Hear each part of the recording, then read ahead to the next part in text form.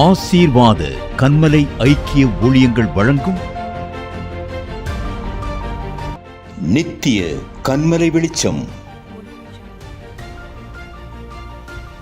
ஆண்டவரும் இரட்சகருமாகிய இயேசு கிறிஸ்துவின் நாமத்தினாலே இந்த ஆசீர்வாத கன்மலை ஐக்கிய ஊழியத்தின் சார்பாக உங்களை அன்போடு வரவேற்கிறேன். இந்த கடைசி கால எழுப்புதலிலே தேவன் பயன்படுத்தி வருகிற பாத்திரம் வேதாகம புஸ்தகத்திலே ஆதியாகமத்திலிருந்து வெளிப்படுத்தின விசேஷம் வரைக்கும் அநேக தேவனால் பயன்படுத்தப்பட்ட பாத்திரங்களை நாம் பார்த்து அறிந்து வருகிறோம். இது தேவனுடைய வருகை சமீபமாக இருப்பதனால இது கடைசி கால எழுப்புதல் வருவதற்காக தேவன் பயன்படுத்தின இந்த பாத்திரங்களைப் போல கர்த்தர் இதை பார்த்து கொண்டிருக்கிற உங்களையும் என்னையும் பயன்படுத்த தேவன் கிருபை பாராட்டுவாராக. கர்த்தருடைய நாமத்துக்கு மகிமை உண்டாகட்டும். இந்த கன்மலை வெளிச்சத்தின் மூலமாக இந்த ஆசீர்வாத கன்மலை ஐக்கிய ஊழியத்தின் சார்பாக உங்களை சந்திப்பதிலே, உங்களை வாழ்த்துவதிலே நான் மகிழ்ச்சி அடைகிறேன். இந்த நாட்களிலே ஆண்டவர் தெரிந்து கொண்ட பாத்திரம் மரியாள் என்ற ஒரு பாத்திரத்தை நாம் பார்க்கிறோம். ஏனென்று சொன்னால் இந்த மரியாளை பார்த்து தேவதூதன் லூக்காவின் புஸ்தகம் 1 அதிகாரம் 28 வசனத்தில் கிருபை பெற்றவளே வாழ்க என்று ஒரு வாழ்த்துதலை சொல்லுவதை நாம் பார்க்கிறோம். அது மாத்திரமல்ல, இந்த மரியாளுக்கு பாக்கியவதி என்றும், இந்த மரியாள் ஆண்டவரிடத்தில் ஆண்டவருக்கு நான் அடிமை என்று சொல்லி தன்னை தாழ்த்துவதையும், ஸ்திரீகளுக்குள்ளே இவள் ஆசீர்வதிக்கப்பட்டவள் என்று சொல்லி தேவதூதனால் சொல்லுகிறதையும் நாம் பார்க்கிறோம். பிரியமானவர்களே, இன்றைக்கு நம்முடைய வாழ்க்கை எப்படி இருக்கிறது? இன்றைக்கு உலகம் உங்களை பார்த்து என்ன சொல்லும்? அருமையான பார்த்து கொண்டிருக்கிற சகோதரனே, சகோதரியே, ஊழியக்காரரே, ஊழியக்காரியே, ஒரு குடும்பத்தில் இருக்கிற கணவன் மனைவியாக இருக்கிற உங்கள் மனைவியை உங்கள் கணவர் உங்களை பார்த்து எனக்கு மிகவும் நேசமான என்னுடைய மனைவி என்று சொல்லுவாரா? இல்லை வேறு மாதிரி சொல்லுவாரா? இல்லை உங்கள் மனைவி கணவரை பார்த்து எனக்கு மிகவும் பிரியமானவர் என்று சொல்லுவாரா? இல்லை வேறு மாதிரி சொல்லுவாரா? ஏன் என்று சொன்னால் பாருங்க, இந்த மரியாளை குறித்து பரலோகம் ஒரு திட்டம் வைத்திருக்கிறது. இந்த மரியாளை குறித்து, இந்த மரியாள் மூலமாகத்தான் ஆண்டவராகிய இயேசு கிறிஸ்து இந்த பூமியிலே அவதரிக்க பரலோக ஒரு திட்டம் தீட்டி இருக்கிறது. பாருங்க, அந்த நாட்களில் எத்தனையோ ஸ்திரீகள் வாழ்ந்திருப்பார்கள், எத்தனையோ கன்னி பெண்கள் இருந்திருப்பார்கள், எத்தனையோ கணவன் மனைவிகள் பரிசுத்தத்தோடு இருந்திருப்பார்கள். ஆனால் பரலோகம் இந்த மரியாளை முன்குறித்திருக்கிறது. பிரியமானவர்களே, பார்த்து கொண்டிருக்கிற அருமையான சகோதரனே, சகோதரியே, ஊழியக்கார பிள்ளையே, தேவ ஜனமே, வாலிபனே, வாலிபர்களே, இந்த நாட்களில் இந்த மரியாளும் ஒரு வாலிப பெண்ணாய் இருக்கிறாள். இப்பொழுது இந்த மரியாளை யோசேப்புக்கு நிச்சயம் பண்ணியிருக்கிறார்கள். ஆனால் இன்னும் அவர்களுக்கு திருமணம் ஆகவில்லை. அந்த ஒரு சூழ்நிலையில தேவ தூதன் வந்து மரியாளை பார்த்து கிருபை பெற்றவளே வாழ்க என்று ஒரு வாழ்த்துதலை சொல்லும் பொழுது, இந்த மரியாள் இந்த வாழ்த்துதல் எப்படிப்பட்டதா இருக்குமோ என்று சொல்லி ஆசீர்வாதத்து காரியத்தை, இந்த வார்த்தையை அவர் கேட்டு பாருங்க, லூக்காவின் புஸ்தகம் 1 அதிகாரம் 28 அவள் இருந்த வீட்டில் தேவன் தூதன் பிரவேசித்து கிருபை பெற்றவளே வாழ்க, கர்த்தர் உன்னோடு இருக்கிறார். அது மாத்திரமல்ல, ஸ்திரீகளுக்குள் நீ ஆசீர்வதிக்கப்பட்டவள். 29 அவளோ அவனை கண்டு அவன் வார்த்தையில் கலங்கி இந்த வாழ்த்துதல் எப்படிப்பட்டதோ என்று சிந்தித்து கொண்டிருந்தாள். 30வது வசனம் சொல்லுகிறது, லூக்கா 1 அதிகாரம் 30வது வசனம், தேவ தூதன் அவளை நோக்கி, மரியாளே பயப்படாதே, நீ தேவனிடத்தில் கிருபை பெற்றாய். 31 இதோ நீ கர்ப்பவதியாகி ஒரு குமாரனை பெறுவாய், அவருக்கு இயேசு என்று பெயரிடுவாயாக என்று சொல்லுகிறதை பார்க்கிறோம். இதில் நாம் கவனிக்க வேண்டிய விஷயம் என்னவென்று சொன்னால், உலக சட்டத்தின்படி ஒருவர் திருமணத்துக்காக அவர்கள் நிச்சயிக்கப்பட்டு அவர்கள் திருமணமாகி அதற்கு அடுத்தது அவர்கள் பிள்ளைகளை பெறுகிறது, அதுதான் உலக சட்டம். ஆனால் இவர்கள் மரியாள் யோசேப்புக்கு நியமிக்கப்பட்டிருக்கிறாங்க. ஆனால் திருமணம் ஆகவில்லை. திருமணம் ஆகாத முன்பே இவள் ஒரு குமாரனை பெறுவாள் என்று சொன்னால், ஒரு பிள்ளையை பெறுவாள் என்று சொன்னால், அது உலகத்துக்கு மிகப்பெரிய ஒரு கொந்தளிப்பையும் மிகப்பெரிய ஒரு அவமானத்தையும் ஏற்படுத்தும். அப்படிப்பட்ட ஒரு சூழ்நிலையிலே மரியாள் இருக்கிறாங்க. ஆனாலும் சொன்னது சாதாரண மனிதன் அல்ல, தேவ தூதன் சொல்லுகிறார். இது சாதாரணமான மனிதர்களால் விளங்கி கொள்ள முடியாது. தேவனோடு இருக்கிற தேவனோடு சஞ்சரிக்கிற, தேவ தரிசனத்தோடு இருக்கிற, தேவ திட்டத்தோடு இருக்கிற, தேவ அழைப்பை பெற்று தேவனோடு உறவு இருக்கிறவர்களுக்கு தான் தேவ வார்த்தை புரியும், தேவனுடைய தூது புரியும், தேவன் நம்மை அழைக்கிற காரியங்கள் புரியும். ஆகவே இன்றைக்கு கேட்டுக்கொண்டிருக்கிற உங்களை தேவன் அழைத்திருக்கிறார். இப்போ இப்படிப்பட்ட சூழ்நிலையில நீங்களும் நானும் இருந்தா இது எப்படி சாத்தியம்?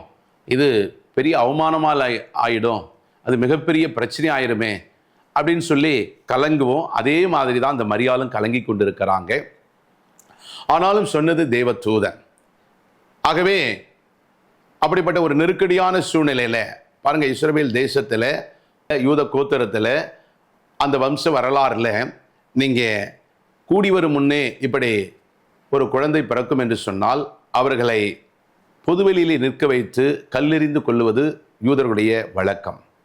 இன்றைக்கும் நம்முடைய தேசத்திலும் அப்படிப்பட்ட உலகமெங்கிலும் இப்படிப்பட்ட சூழ்நிலையில ஒரு பிள்ளை பிறக்குமானால் அதை குறித்து தவறாய் பேசுவார்கள் என்பது நம்ம எல்லாருக்கும் தெரியும்.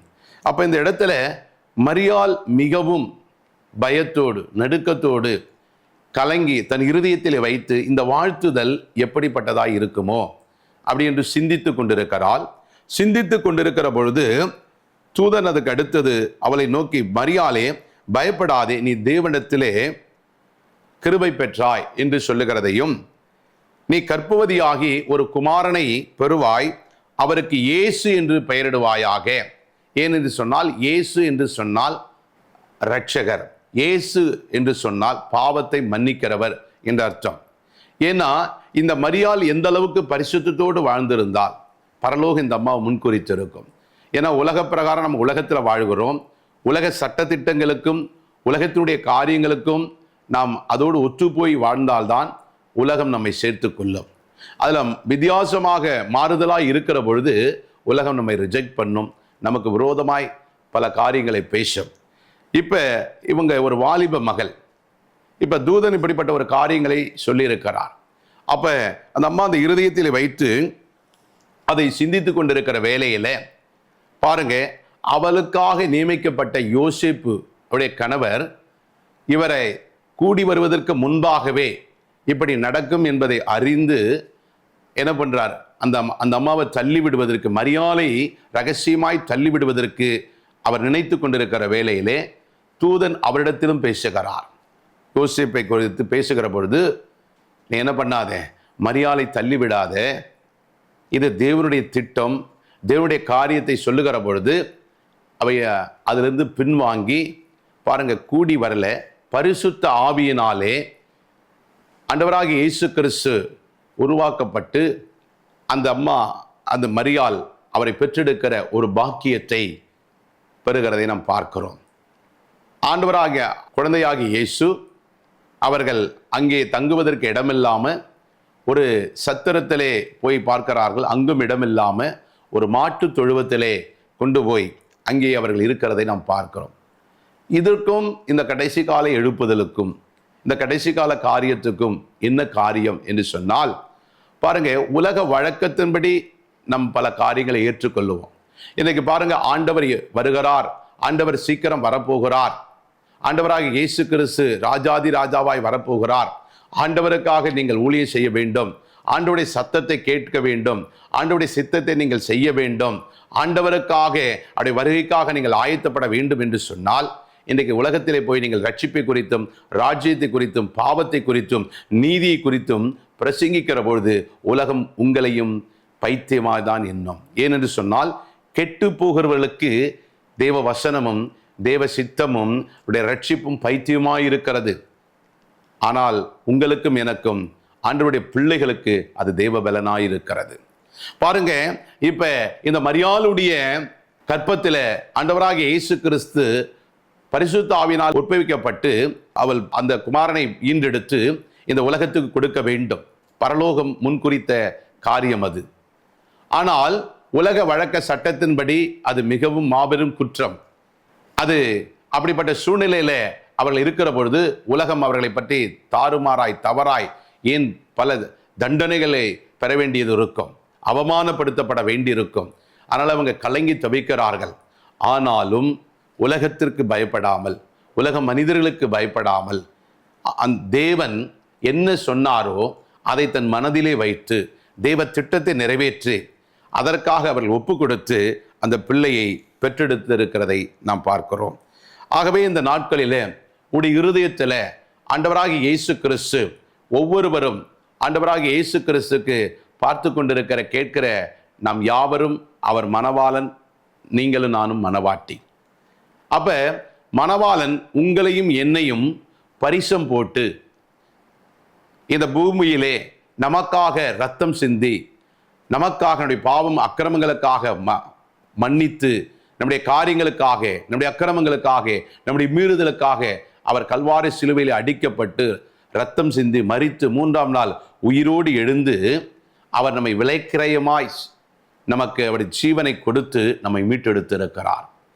மீட்டெடுத்து இப்பொழுது நம்மை அவருடைய மணவாளனாகிய இயேசு கிறிஸ்துவுக்கு மணவாட்டியாய் உங்களையும் என்னையும் இணைத்து ஆண்டவராகிய இயேசு கிறிஸ்துவுக்கு மணவாளனுக்கு நீங்கள் மணவாட்டியாய் இணைக்கப்பட்டு மணவாட்டி இந்த பூமியிலே வைத்துவிட்டு நான் கைவேலை இல்லாத வீடை உங்களுக்காக கட்டி வைக்கப் போகிறேன் என்று சொல்லி பரலோகத்திலே நமக்காக ஒரு இடத்தை ஆயத்தம் பண்ண அவர் போயிருக்கிறார். அப்ப அந்த மணவாளனுக்கு நீங்களும் நானும் உண்மையாய் இருக்க வேண்டும். பாருங்க, இந்த மரியாள் யோசேப்புக்கு நியமித்த பொழுது யோசேப்புக்கு உண்மை உள்ளவராய் இருந்தார். அதே மாதிரி தேவனுடைய தூதனாலே வார்த்தையை பெற்ற பொழுது அந்த தேவ வார்த்தைக்கும் உண்மை உள்ளவர்களாக இருக்கிறார்கள். அப்ப இந்த நாட்களிலே ஆண்டவருக்காக உங்களையும் என்னையும், ஒவ்வொரு ஆண்களையும் பெண்களையும் சிறுவர்களையும் சிறுமிகளையும் வாலிபர்கள் வயதானவர்கள் ஆண் பெண் யாராயிருந்தாலும் ஆண்டவராக இயேசு கிறிஸ்து மணவாளன், நீங்கள் மணவாட்டி. ஆகவே அந்த மணவாளனுக்குத்தான் நீங்கள் வாழ வேண்டும். அந்த மணவாளனுக்கு தான் உங்கள் இருதயத்தை செலுத்த வேண்டும். அந்த மணவாளன் என்ன விரும்புகிறாரோ அதைத்தான் செய்ய வேண்டும். அப்ப ஆவிக்குரிய பிள்ளைகளை மரியாள் எப்படி சரீரத்துக்கான பிள்ளையை பெற்றெடுத்தாலோ அதே மாதிரி நீங்களும் நானும் ஆவிக்குரிய பிள்ளைகளை பெற்றெடுக்க பரலோகம் நமக்கு தேவ சித்தத்தை வைத்திருக்கிறது. நாம் சரீரத்தில் பெற்றெடுக்கிற பிள்ளைகள் நம்முடைய இரத்த பந்தமாய் இருக்கும். அதை காட்டிலும் ஆவிக்குரிய பிள்ளைகளை பரிசுத்த ஆவியினாலே அந்த ரட்சிப்பை பெற்ற, அந்த அபிஷேகத்தை பெற்ற, அந்த ஆத்தும தாகத்தை பெற்ற நீங்களும் நானும் கடைசி நாட்களில் ஒவ்வொரு நாளும் போய் நாம் பார்க்கிற, கேட்கிற, பழகிற எல்லா மனிதரிடத்திலும் போய் கர்த்தர் உங்களை வைத்த ஒரு நோக்கத்தை அறிந்து உங்கள் குடும்பங்களிலே, உங்களுடைய தெருக்களிலே, நீங்கள் வேலை செய்கிற இடங்களிலே அநேக இடங்களுக்கு போய் தேவனை இருதயத்தில் ஏற்றுக்கொண்டு ரட்சிக்கப்பட்டு ஞானஸ்தானம் பெற்று அவருடைய பிள்ளைகளாய் இருக்கிற நீங்களும் நானும் மணவாளன் விரும்புகிறது என்ன தெரியுமா? இந்த பொன்னையும் பொருளையும், இந்த உலகத்துடைய ஆஸ்தி அந்தஸ்து அல்ல. ஒரு ஆத்துமா மனம் திரும்பினால் பரலோக ராஜ்யத்தில் மிகுந்த ஒரு கலிகூறுதல் சந்தோஷம் உண்டாகுமா? அப்ப மணவாளனுக்கு மணவாட்டி கொடுக்கிற மிகப்பெரிய வெகுமதி என்னவென்று சொன்னால் ஆவிக்குரிய பிள்ளைகளை பெற்றுக் கொடுக்க வேண்டும். அப்ப ஆவிக்குரிய பிள்ளைகளை பெற்றெடுக்க வேண்டும் என்று சொன்னால் அநேக ஜாதி இன மக்கள் இருக்கிறார்கள். அப்ப அந்த பிள்ளைகள் எல்லாம் ஆவியில பாருங்க, ஆபிரகாமுக்கும் சாராளுக்கும் பிள்ளை இல்லாது இருந்த பொழுது ஆண்டவர் அந்த இடத்துல வாக்குத்தத்தம் பண்ணுகிறார். நீ உன்னை ஜாதிகளுக்கு தாயாகவும் ஆபிரகாமை சொல்லுகிற பொழுது ஜாதிகளுக்கு தகப்பனாகவும் வைப்பேன் என்று சொல்லி உன்னிலே ஜாதிகள் ஆசீர்வதிக்கப்படும், உன்னிலே இவர்கள் ஆசீர்வதிக்கப்படுவார்கள் என்று சொல்லுகிறார். அப்ப அவர்கள் சரீரத்தில் பெற்றெடுத்தவர்கள் பார்த்தீங்கன்னா ஈசாக்கு, இஸ்மவேல். பார்த்தீங்கன்னா சாராள் பெற்றெடுத்தது ஈசாக்கு. அதே ஆபிரகாம் ஆகாருக்கு பெற்றெடுத்த இஸ்மவேல், சரீரத்தின்படி பெற்றெடுத்த பிள்ளைகள். ஆனால் ஆண்டவர் கொடுத்த வாக்குத்தத்தத்தின்படி ஆபிரகாம் சாராளுடைய பரிசுத்த சந்ததியாக பூமியில் உள்ள எல்லா வம்சங்களும் ஆசீர்வதிக்கப்படும்படியாக இன்றைக்கும் நீங்களும் நானும் ஆபிரகாமை பார்த்ததில்லை. ஆனால் ஆபிரகாமுக்குள்ள ஆசீர்வாதம் உங்களுக்கும் எனக்குள்ளும் வைக்கப்பட்டிருக்கிறது. அப்ப ஆண்டவராகிய இயேசு கிறிஸ்துவை நீங்களும் நானும் பார்த்ததில்லை. ஆனால் அவர் நம்மை ரட்சித்து நமக்காக ரத்தம் சிந்தி நமக்காக மரித்து நமக்காக அடக்கம் பண்ணப்பட்டு 3ஆம் நாள் உயிரோடு எழுந்தவர் இதோ பரலோகத்துக்கு போய் நமக்காக ஒரு ஸ்தலத்தை ஆயத்தப்படுத்தி கொண்டிருக்கிறார். அப்ப உங்களுடைய இரத்த பந்தமாக சரீரத்தின் பிரகாரம் உங்களுக்கு 1 பிள்ளை 2 பிள்ளை 4 பிள்ளை இருக்கலாம். ஆனால் ஆவிக்குரிய திரளான ஆவியிலே பிள்ளைகளை நீங்கள் பெற்றெடுக்க வேண்டும் என்று சொன்னால் இது உலகத்தில் போய் சொன்னா பைத்தியக்காரத்தனம் சொல்லுவாங்க. ஆனால் ஒவ்வொரு கிறிஸ்தவர்களும், ஒவ்வொரு ஊழியர்களும், ஒவ்வொரு தேவ பிள்ளைகளும் ஆவிக்குரிய பிள்ளைகளை அனுதினம் பெற்றெடுத்து கொண்டே இருக்க வேண்டும். அப்படி என்று சொன்னால் ஒவ்வொரு நாளும் சுவிசேஷத்தை அறிவித்து பாவத்தை குறித்தும் நீதியை குறித்தும் போதிக்க வேண்டும். பாவத்தின் சம்பளம் மரணம், நீதியின் சம்பளம் பரலோகம் என்பதை நாம் அறிந்திருக்கிறோம். ஆகவே பாவத்தை கண்டித்து உணர்த்து நீதியை பிரசங்கித்துக் கொண்டிருக்க வேண்டும். அப்ப ஆவிக்குரிய பிள்ளைகள் நமக்கு ஏராளமாய் இருக்கிற பொழுது, அந்த பிள்ளைகள் கர்த்தர் பக்கமாய் திரும்புகிற பொழுது அவர்கள் ராஜ்யத்தை சுதந்தரிப்பார்கள். அப்ப இந்த மரியாளுக்கு ஆண்டவர் அவள் வாலிப வயதிலே, கன்னியான இருக்கிற வயதிலே யூதருடைய சட்டதிட்டங்களை எல்லாம் கைக்கொண்டு, நியாயப்பிரமாணங்களை எல்லாம் கைக்கொண்டு பரிசுத்த மகளாய் வாழ்ந்தது போல இதோ கடைசி காலமாய் இருக்கிறது.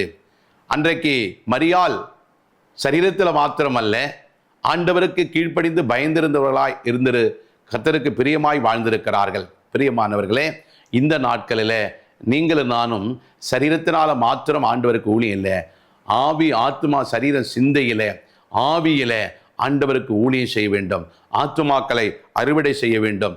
அப்பொழுதுதான் இந்த மரியாளை பார்த்து ஸ்திரீகளுக்குள்ளே நீ ஆசீர்வதிக்கப்பட்டவள், கிருபை பெற்றவளே வாழ்க என்று சொல்லுகிறது போல இந்த மரியாளை காட்டிலும் கர்த்தர் உங்களையும் என்றையும் இந்த கடைசி காலத்தில் மணவாளனாகிய இயேசு கிறிஸ்து சீக்கிரமாய் வரப்போகிறார். மணவாட்டியாகிய உங்களையும் என்னையும் அழைத்து கொண்டு போகிறார்.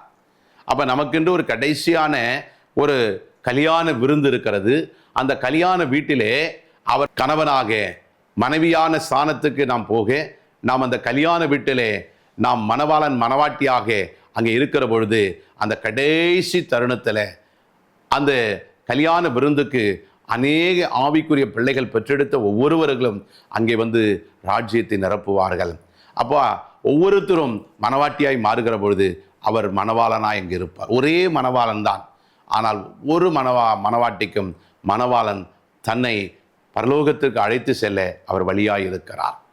ஆகவே இந்த நாட்கள், இந்த கடைசி காலத்தில், அன்றைக்கு புதிய ஏற்பாட்டு காலத்தில் 2026 வருஷத்துக்கு முன்பாக ஒரு சாதாரண ஒரு மரியாள் எவ்வளோ பழி வரும், பிரச்சனை வரும், போராட்டம் வரும், மரண தண்டனை கொடுப்பார், கல்லெறிந்து கொள்ளுவார்கள். ஆனாலும் தேவ தூதனால் சொன்ன வார்த்தைகளை கேட்டு அதற்கு அப்படியே கீழ்ப்படிந்து, என்ன நடந்தாலும், என்ன அவமானம் வந்தாலும், எந்த போராட்டம் வந்தாலும், ஏன் ஜீவனே போனாலும் பரவாயில்லை என்று சொல்லி மரியாள் அதை ஏற்றுக்கொண்டு அது கர்த்தருக்கு காத்திருந்து அவர் சொன்னபடி செய்ததினால இயேசு கிறிஸ்து என்ற ஒரு இரட்சகரை இன்றை நாம் பெற்றிருக்கிறோம். ஒருவேளை மரியாள் அன்றைக்கு இது சரிபட்டு வராது, இதில் எங்களுடைய சொந்தக்காரர்கள் ஒற்றுக்கொள்ள மாட்டாங்க, தேவ திட்டத்துக்கு அவள் எதிர்த்திருந்தால், தேவ திட்டத்தை கை கொள்ளாமல் இருந்திருந்தால், இயேசு கிறிஸ்து பிறக்காமல் இருந்திருந்தால், அந்த மரியாளுக்கு மாத்திரமல்ல, அந்த பூலோகத்தில் பிறந்த எந்த மனிதர்களுக்கும் ரட்சிப்பு என்று ஒன்று கிடைத்திருக்காது. ஆகவே அந்த மரியாளை காட்டிலும் இந்த கடைசி கால மணவாட்டியாக இருக்கிற உங்களையும் என்னையும் கர்த்தர் மிகவும் நேசிக்கிறார். உன்னத பாட்டில் சொல்லுகிற பொழுது, என் பிரியமே, என் ரூபவதியே, புறாக்கண்களை உடையவளே என்று சொல்லி ஆண்டவராக இயேசு கிறிஸ்து மணவாளன் மணவாட்டியில தன் இருதயத்தை திறந்து பேசுகிறதை நாம் வாசிக்கிறோம். பிரியமானவர்களே, பாருங்க, இந்த மரியாள் எப்பேற்பட்ட ஒரு பாக்கியவதி என்று நாம் வாசிக்கிறோம்.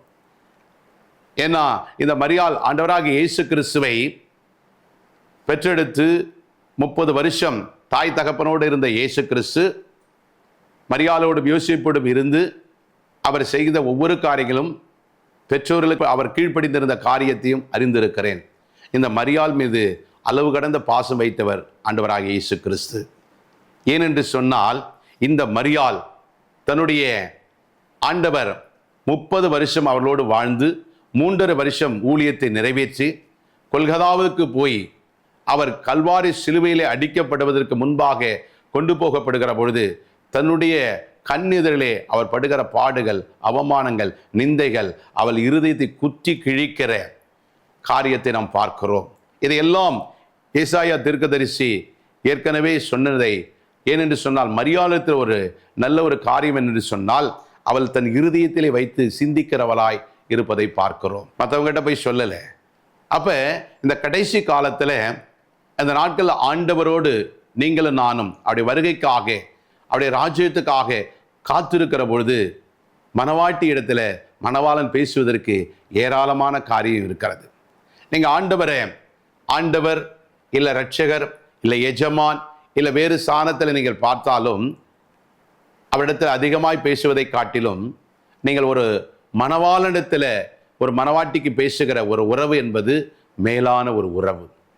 ஆகவே தான் இந்த கடைசி காலத்தில் இந்த 70 நாட்களில் ஆவிக்குரிய பிள்ளைகளை பெற்றெடுத்து அநேகளுக்கு நற்செய்தி அறிவித்து அநேகளுக்கு சுவிசேஷத்தை அறிவித்து இன்றைக்கு பாருங்க, எத்தனையோ வாலிப பிள்ளைகள், எத்தனையோ சிறு பிள்ளைகள், எத்தனையோ முதியவர்கள், எத்தனையோ கைவிடப்பட்டவர்கள் ஏங்கி தவிக்கிறார்கள், பாரத்தோடு இருக்கிறார்கள், கண்ணீரோடு இருக்கிறார்கள், வியாதியோடு இருக்கிறார்கள், அவர்களை விசாரிக்க யாருமே இல்லாமல் இருக்கிறார்கள். ஆனால் இந்த மரியாள் எப்படி ஒரு தாயுள்ளத்தோடு மரியாள் இருந்த வீட்டில் பாருங்க, ஆண்டவராகிய இயேசு கிறிஸ்துவை பெற்றெடுத்து 30 வருஷம் அவளோடு அவர் தகப்பனார் செய்த வேலையும் ஆண்டவராகிய இயேசு கிறிஸ்து செய்து அந்த குடும்பத்தில் தாய் மேலே ஆண்டவராகிய இயேசு கிறிஸ்து எவ்வளோ ஒரு சந்தோஷம், மரியாளுக்கு தன் மகனாகிய இயேசு மேலே எவ்வளோ ஒரு சந்தோஷம், யோசேப்பு அந்த குடும்பம் எவ்வளோ ஒரு சந்தோஷமாக இருக்கிறார்கள். 30 வயதை கடந்து அதற்கு அடுத்தது வரும்பொழுது ஆண்டவராகிய இயேசு கிறிஸ்து வாலிப நாட்களிலே வந்து அவருக்கென்று பரலோகம் நியமித்த அந்த ஊழியத்தை ஜெயமாய் நிறைவேற்றுகிறார். அப்போ அங்கே மரியாளுடைய பங்கு மிக பெரிதாக இருக்கிறது. நீங்கள் மறுபக்கம் பார்த்தீங்கன்னா யோசேப்புடைய பங்கு மிகப்பெரிய பங்காக இருக்கிறது. நீங்கள் யோசிச்சு பாருங்க, ஒரு கணவனும் மனைவியும் ஒன்று சேராமல் ஒரு பிள்ளை பிறந்தது என்று சொன்னால் அது யோசேப்புக்கு எவ்வளவு அவமானம். ஆனால் யோசேப்புக்கு தெரியும், இது பரிசுத்த ஆவியினாலே சொல்லப்பட்டது, இது பரிசுத்தமான தேவ பிள்ளை என்று அவன் நீதிமானாய் இருந்ததுனால, அந்த நீதியை அறிந்ததுனால, அந்த பரிசுத்தத்தை அறிந்ததுனால, அவன் பரலோகத்தோடு தொடர்பு இருந்ததுனால அவன் பாருங்க, அது அவனும் வெளியில யார்ட்டு சொல்லாம 2 பேருக்குள்ள அந்த ஒரு மனம் பாருங்க, அவர் மேல வைத்த சித்தத்தை நிறைவேற்ற அவர்கள் அவரை வளர்த்தார்கள். எனவே பிரியமானவர்களே, இந்த நாட்களில் ஆண்டவர் இன்றைக்கு உங்கள் ஒவ்வொரு இருதயத்திலும் பிறக்க வேண்டும். ஆண்டவராகிய இயேசு கிறிஸ்து நம்முடைய ஒவ்வொரு இருதயத்திலும் பிறக்கிற பொழுதுதான் ஆவிக்குரிய பிள்ளைகளை பெற்றெடுக்கிற பாக்கியத்தை நாம் என்ன பண்ண முடியும், பெற்றுக்கொள்ள முடியும். ஏனால் ஆண்டவராகிய இயேசு கிறிஸ்து வருகிற பொழுதுதான் நம்முடைய இருதயத்தில் சமாதானம், சந்தோஷத்தை நாம் அறிய முடியும். பாருங்க, மத்தேயு புத்தகம் 18ஆம் வசனம் சொல்லுகிற போது, இயேசு கிறிஸ்துடைய ஜனநாதத்தின் விவரமாகுது, அவருடைய தாயாகிய மரியாள் யோசேப்புக்கு நியமிக்கப்பட்டிருக்கையில் அவள் கூடி வரும் முன்னே அவள் பரிசுத்த ஆவியினாலே கர்ப்பவதி ஆனாள் என்று காணப்பட்டது. 19 அவள் புருஷனாகிய யோசேப்பு நீதிமானாயிருந்து அவளை அவமானப்படுத்த மனதில்லாமல் இரகசியமாய் அவளை தள்ளிவிட யோசனையாய் இருந்தான். 20வது வசனம், அவன் இப்படி சிந்தித்து கொண்டிருக்கையில் கர்த்தருடைய தூதன் சொப்பனத்திலே அவனுக்கு காணப்பட்டு, தாவீதின் குமாரனாகிய யோசேப்பு, உன் மனைவியாகிய மரியாளை சேர்த்துக்கொள்ள ஐயப்படாதே, அவ்விடத்தில் உற்பத்தியாயிருக்கிற பரிசுத்த ஆவியினால் உண்டானது. 21 அவள் ஒரு குமாரனை பெறுவாள், அவருக்கு இயேசு என்று பெயரிடுவாயாக, ஏனெனில் அவர் தமது ஜனங்களின் பாவங்களை நீக்கி அவர்களை ரட்சிப்பார். 22 சொல்லுகிறது, தீர்க்கதரிசியின் மூலமாய் கர்த்தராலே உரைக்கப்பட்டது நிறைவேறும்படி இதெல்லாம் நடந்ததாம். பிரியமானவர்களே, இந்த நாட்களில் மரியாளுடைய ஆண்டவராகிய இயேசு கிறிஸ்து இந்த பூமியிலே அவதரித்த பொழுதும் ஆண்டவராகிய இயேசு கிறிஸ்துவை அவருடைய கற்பத்திலே சுமப்பதற்கு பரலோகம் முன்குறிக்கப்பட்ட அந்த மரியாள் மிக முக்கியமான பாத்திரம். எத்தனையோ ஸ்திரீகள் இருந்த பொழுதும் மரியாளை பரலோகம் முன்குறித்திருக்கிறது. அதற்கு மரியாளும் ஆண்டவருடைய சித்தத்துக்கு தன்னை ஒப்பு கொடுத்து எவ்வளவோ சூழ்நிலைக்கு மத்தியில, எவ்வளோ போராட்டத்தின் மத்தியில, அதற்கு எதிர்வினை எவ்வளோ இழப்புகள் வர வேண்டிய சூழ்நிலையிலும் அதை பற்றி கவலைப்படாமல் தேவனுக்கு அப்படியே கீழ்ப்படிந்தாள். தேவ தூதனுடைய வார்த்தையை கனப்படுத்தினால், அதை இருதயத்தில் வைத்து சிந்தித்துக் கொண்டிருந்தால், இன்றைக்கு நம்முடைய சூழ்நிலையில நமக்கு சாதகமாய் வருகிற அநேக ஆசீர்வாதங்களை நாம் எடுத்துக்கொள்ளுவோம். நமக்கு பாதகமாக, சோதனையாக, இன்னும் பார்த்தீங்கன்னா பலவிதமான உபத்திரமான சில முடிவுகள் வருகிற பொழுது, சில அவமானங்கள் வருகிற பொழுது, சில நிந்தைகள் வருகிற பொழுது, சில இழப்புகள் வருகிற பொழுது நாம் ஏற்றுக்கொள்வது இல்லை. அதனால்தான் நமக்கு வரவேண்டிய பெரிய ஆசீர்வாதத்தை, ராஜ்யத்தை நாம் இழந்து விடுகிறோம். ஆனால் மரியாள் பாருங்க, எல்லாவற்றுக்கும் தன்னை ஒப்பு கொடுத்தால் இன்றைக்கும் அவள் பேசப்பட்டு கொண்டிருக்கிறார்.